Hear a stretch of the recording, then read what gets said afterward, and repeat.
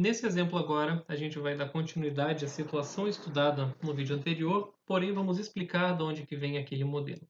Então aqui a gente tem uma variável aleatória z que modela para a gente a taxa de atendimento aos consumidores naquele exemplo. Tá? A gente não observa diretamente quem que é z, a gente está observando o tempo de atendimento, mas existe essa variável subjacente, dita uma variável latente, né, que ela modela exatamente isso. Considera, de certa forma, a eficiência do atendente. Então, a gente vai assumir que z é exponencial de parâmetro 2. Tá?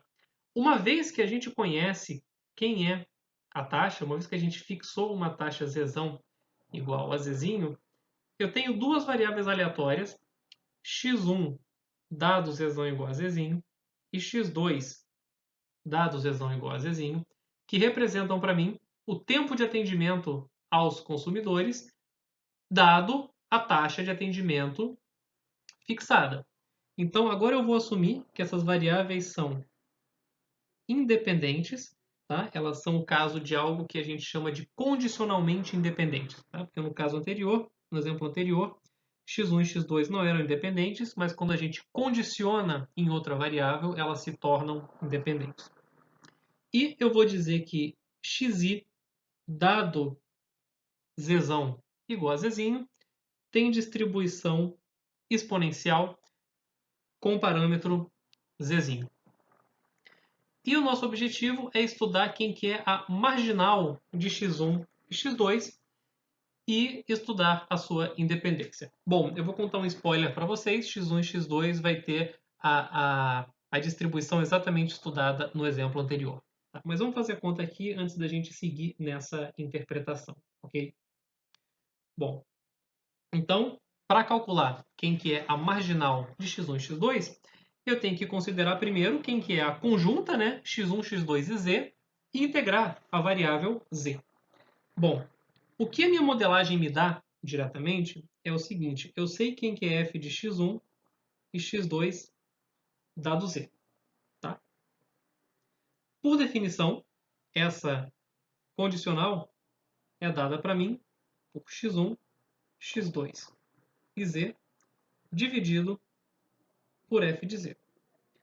Portanto, a minha conjunta das três variáveis de interesse, f de x1, x2 e z, é dada pela condicional de x1 e x2 dado z, vezes a densidade de z. Ok? Pela nossa hipótese, a gente está assumindo que, dado z, x1 e x2 são independentes. Então, eu posso escrever isso como se fosse f de x1 dado z, f de x2 dado z, f de z. Tá? Quando eu fizer o produto dessas densidades exponenciais aqui, tá? f de z exponencial de parâmetro 2 e x1 e x2 são exponenciais de parâmetro z, então isso vai ficar 2z ao quadrado é elevado a menos z, que multiplica 2 mais x1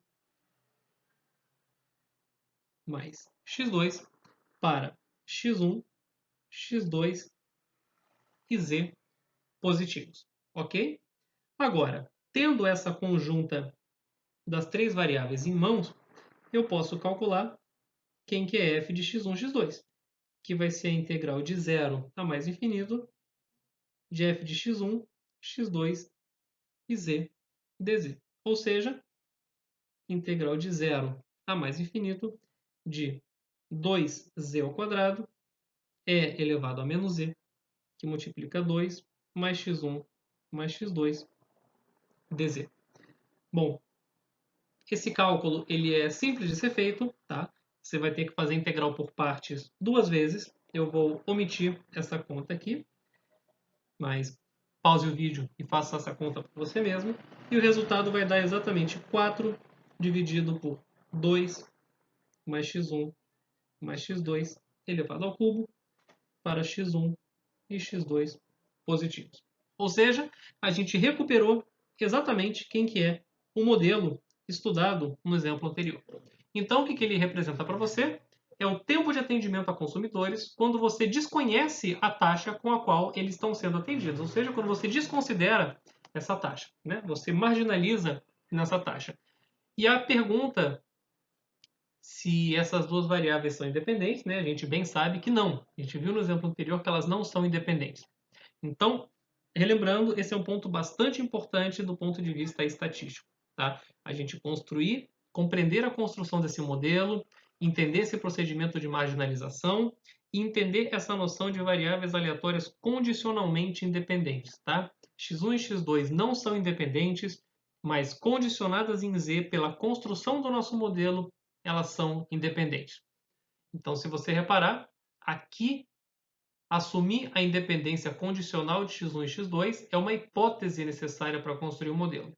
Enquanto que a gente verifica que nessa circunstância x1 e x2, quando não condicionadas a z, não são mais independentes. E aí fica clara essa distinção que a gente deixa bem explícita de quando que você assume e quando que você verifica independência. E conforme está indicado aí na observação, você também pode estar interessado em estudar quem que é a distribuição de z dado x1, x2. Bom, uma vez que você observou o tempo que dois consumidores levaram para ser atendidos, o que isso te informa adicionalmente sobre a taxa de atendimento, né, dos consumidores? Então, digamos, se você fosse um gerente de uma central de atendimento, poderia ser essa uma informação que você poderia estar interessado para medir o desempenho dos seus funcionários. Bom, e essa conta é super simples de ser feita. Basta que a gente verifique o seguinte: f de z dado x1 e x2, por definição, isso é dado por quem? A conjunta f de z, x1 e x2, dividido por f de x1 e x2. Como a gente já calculou a marginal para x1 e x2 ali em cima, a gente tem acesso a essa informação.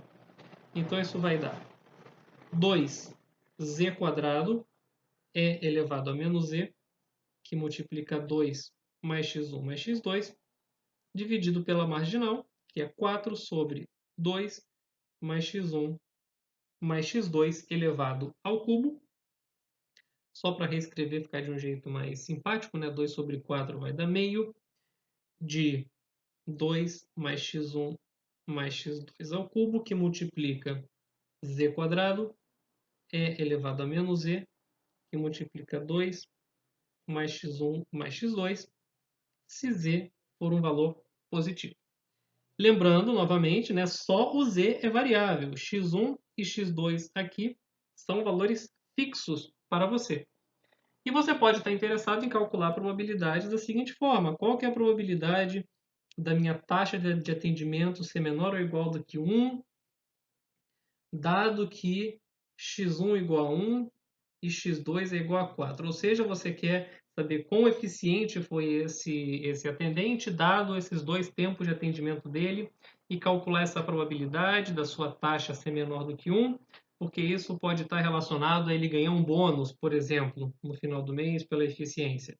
Então, isso vai ser a integral sobre o domínio de interesse, de 0 a 1, de quem? Meio, que multiplica 2 mais 1 mais 4, elevado ao cubo, dividido por 2. Então, isso vai dar 171,5, tá? Já fiz essa conta antes, que multiplica z² elevado a e elevado a menos 7z dz. Novamente, você faz a integral por parte duas vezes aqui para calcular essa conta, e isso vai dar 0,9704. Tá? Então, esse é um procedimento bastante comum em estatística também.